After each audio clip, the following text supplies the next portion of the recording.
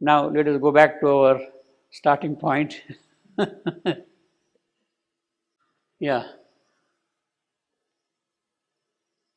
at first, out of the busy hum of mind, because she is entering into the inner part. The surface mind is active. So she has to now get out of that activity of mind. At first, out of the busy hum of mind, as if from a loud thronged market into a cave. Suddenly you are entering into a forest, deep into the forest, and then in the forest there is a big cave, you are entering into the silence of the cave. So all the market noises, buzz, etc., gone completely, you see.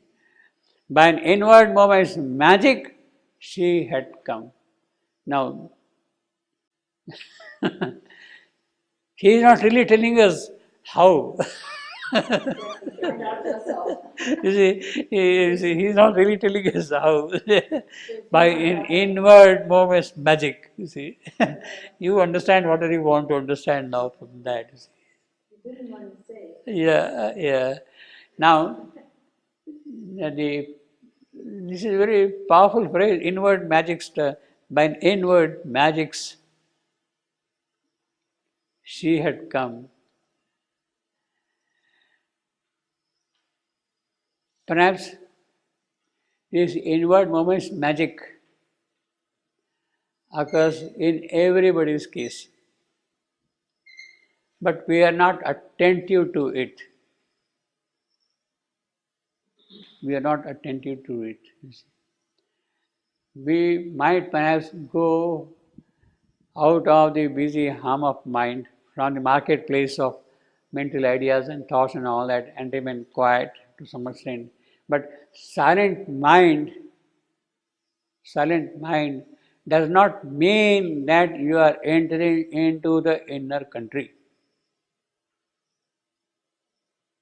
It is not.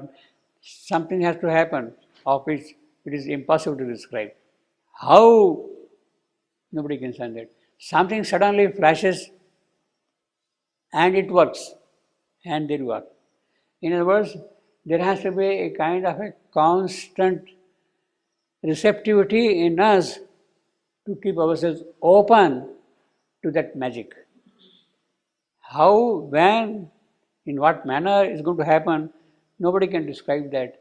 But your inner state has to be always ready to receive, catch, seize, hold on to that moment, and then the work is done. The work is done. In fact, in a certain sense, it is by that inward moment's magic that we all come here. We all come here. We did not know how, when, in what manner it could happen. We were busy with our activities, routines, daily things and all that thing, etc. Something happened somewhere, the call comes and you are here. So the inward moment's magic does appear in us, but then that inward magic moment has to constantly appear. Has to constantly. The first occurrence of the inward moment's magic is of our arrival here. But then that moment must repeat at every step onward. After coming here, I mean, most of the time we forget what we are here for, and then it stagnates, so to say.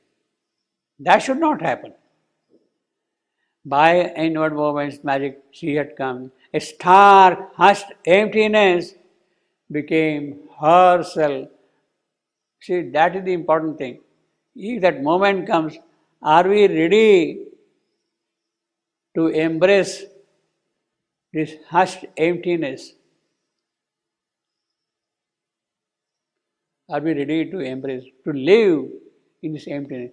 No mind, no ideas, no thought, no feelings, no sensations, see, no wants, no desires. All of them had to go away. Then only we can perhaps move. hushed emptiness, that is the emptiness. All the outer senses, they have to remain quiet. And we have to recognize that our aim here is only this, only this, only this. Then we are at that hushed emptiness, and then really the magic starts working from that point onward. Her mind unvisited by the voice of thought, so naturally no thoughts, no feelings, nothing. He is there.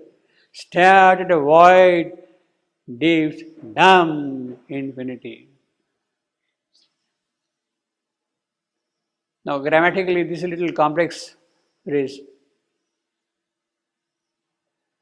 Void, deeps, dumb infinity.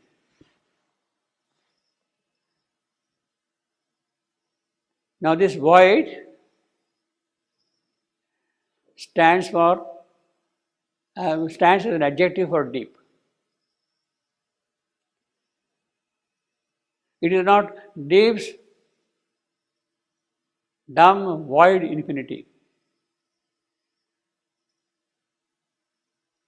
See, if you prefer the dumb infinity of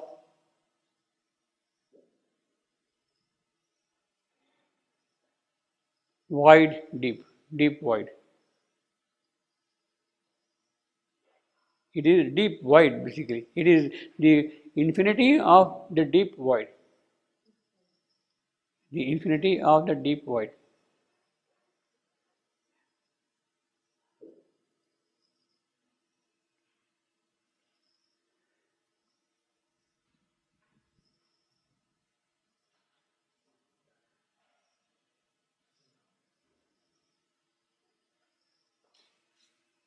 And metrically, the first phrase is stared at, is a trochee.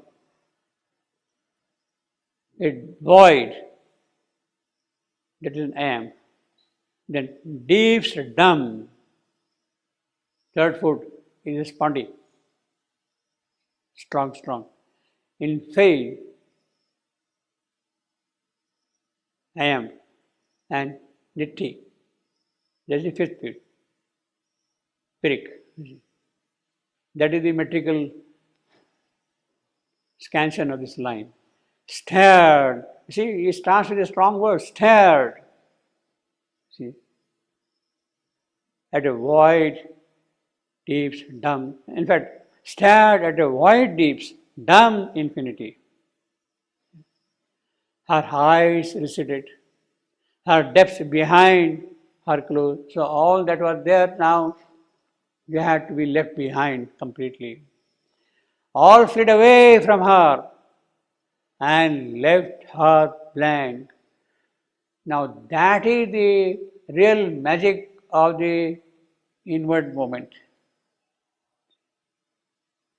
Inward moment's magic is here, basically. All fled away from her and left her blank. If we are only keeping ourselves empty to receive the divine presence, divine instruction, divine adesh, divine power, whatever it is, then only we can make a real progress. That is the inward moment. Her eyes receded, her depths behind her clothes, all fled away from her and left her blank. But when she came back to her self of thought, so that was the inward moment. Now, when she is now again living in the routine manner, once more she was a human thing on earth, a lump of matter, a house of closed sight. She cannot see behind the physical scene. A mind compelled to think out ignorance. A life force pressed into camp of works, and a material world her limiting field. So, he has described now matter when she is now back here on earth. She is in the physical world. Mind, physical, then mental, then the vital. What is she? She is as if common. When she is a little out of contact with that inward moment's magic, then she is again human thing on earth. On earth. And the material world, her limiting thing. In other words, she is showing the possibilities of the magic moment. But then there is also the outer nature which is present in her case. Amazed like one, unknowing, she sought her way out of the tangle of man's ignorant past that took the surface person for the soul. So this is the first thing now, the surface person. What do I say? No? The first description is the surface person. In that list of 10, which I got, surface person. Then a voice spoke that dwelt on secret heights. A voice spoke that dwelt on secret heights. Now, you see, everywhere the Adesh comes in the form of a voice. Voice spoke. And always it is V capital. We have seen earlier also, V capital. Spoke that dwelt on secret heights. Secret heights, Savitri is not aware of it, or that voice, the presence, where from it is coming. Because she is a thing, a human thing on earth. She is not aware of it, you see. This voice is the personification of the divine instructions which Savitri gets from the divine Savitri herself. It is the voice of the divine Savitri who constantly speaks to Savitri and tells her, Savitri, yes, you have done this, you have to do now this, you have to do now this. At every point, that divine Savitri is telling Savitri, go like this, go like this, go like this, go like this. Then a voice that dwelt on secret heights, that is the divine Savitri, secret heights. For man thou seekest not for thyself alone. The emphasis is for man. But at the same time, in order to seek for man, she must seek for herself also.